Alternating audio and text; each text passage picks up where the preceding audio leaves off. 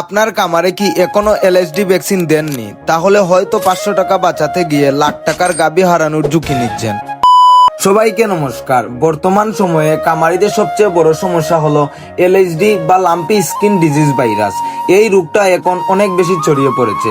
অনেক খামারে দেখা যাচ্ছে গাভী অসুস্থ হয়ে যাচ্ছে, এমনকি অনেক বাছুর মারাও যাচ্ছে। অনেক সময় আমরা ভাবি যে এখন কিছু হবে না, পরে করব। কিন্তু ভাই, আপনি হয়তো 500 টাকা বাঁচাতে গিয়ে আপনি অনেক বড় ক্ষতির মুখে পড়ে যেতে পারেন। তাই আমরা কি করেছি, আমরা আমাদের সব গাভী এবং বাছুরকে এলএসডি বা লাম্পি ভ্যাকসিন দিয়ে দিয়েছি। আপনারা জানেন আমরা নতুন গাভী নীলফামারী থেকে এনেছি। এখন সত্যি বলতে ওই গাভীগুলো আগে থেকে ভ্যাকসিন করা হয়েছিল কিনা এটা আমরা 100% নিশ্চিত ছিলাম না। তাই আমরা কোনো রিস্ক নেইনি। গাভী আনার 5ম দিনেই আমরা সবগুলো গাভী ও বাছুরকে লাম্পি ভ্যাকসিন দিয়ে দিয়েছি।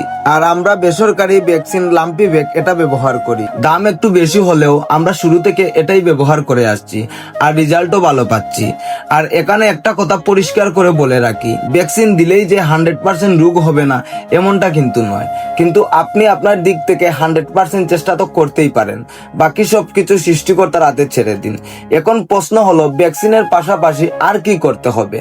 খামার সবসময় পরিষ্কার রাখতে হবে, গরুকে শুকনো এবং পরিষ্কার জায়গায় রাখতে হবে, মশা মাছি কমানোর ব্যবস্থা রাখতে হবে, অসুস্থ গরু থাকলে আলাদা রাখতে হবে। এই ছোট ছোট বিষয়গুলো আপনার খামারকে বড় ক্ষতির হাত থেকে বাঁচাতে পারে। সত্যি বলতে খামার করা শুধু গরু পালন নয়, এখানে সচেতনতা, সময় মতো সিদ্ধান্ত আর সঠিক কেয়ার, এই তিনটাই সবচেয়ে গুরুত্বপূর্ণ। তো বন্ধুরা, এই ছিল আমাদের গাভী ও বাছুরকে এলএসডি ভ্যাকসিন দেওয়ার পুরো প্রক্রিয়া। আপনারা অবশ্যই সময় মতো ভ্যাকসিন দিয়ে রাখবেন, নিজের খামারকে সুরক্ষিত রাখবেন। ধন্যবাদ এতক্ষণ সাথে থাকার জন্য। সবাই ভালো থাকবেন, সুস্থ থাকবেন। দেখা হবে পরের কোনো একটি নতুন ভিডিওতে। হর হর মহাদেব।